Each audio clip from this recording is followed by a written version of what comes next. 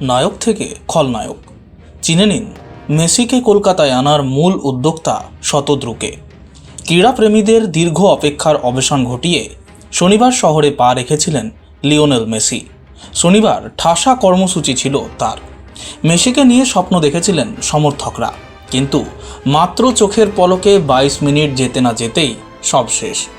নির্ধারিত সময়ের আগেই মেসি বেরিয়ে গেলেন যুব ভারতী ছেড়ে। এরপর ধৈর্যচ্যুতি ঘটে মেসি ভক্তদের। রীতিমতো তাণ্ডব চালান তারা। যুব ভারতীতে তাণ্ডবের ঘটনায় গ্রেপ্তার হয়েছেন মূল উদ্যোক্তা শতদ্রু দত্ত। লিওনেল মেসিকে কলকাতায় আনার মূল আয়োজক ছিলেন শতদ্রু।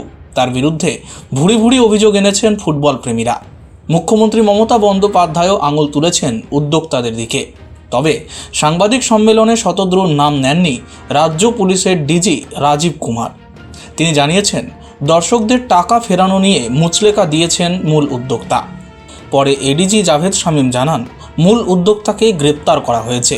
চড়া দামে টিকিট কেটেও মেসিকে দেখার সৌভাগ্য হয়নি তাদের, আর তার জেরেই ক্ষোভে ফেটে পড়েন তারা। মেসির গোট ইন্ডিয়া ট্যুরের কেন্দ্রে রয়েছে শতদ্রু দত্তের নাম। কে এই শতদ্রু? রিসরার বাসিন্দা তিনি।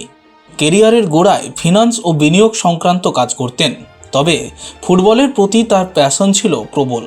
পরবর্তীতে সেই প্যাশনই হয়ে ওঠে প্রফেশন। এখান থেকেই তার উত্থান। এখন পেশায় তিনি স্পোর্টস প্রমোটার ও ইভেন্ট অর্গানাইজার। শতদ্রুর সংস্থার নাম শতদ্রু দত্ত ইনিশিয়েটিভ।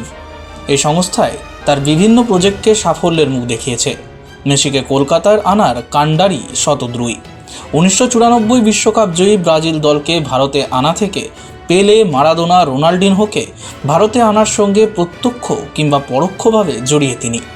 আপাতত যুব ভারতীতে চরম বিশৃঙ্খলার পর নায়ক থেকে খলনায়ক বনে গিয়েছেন মূল উদ্যোক্তা। Bureau report, angular news.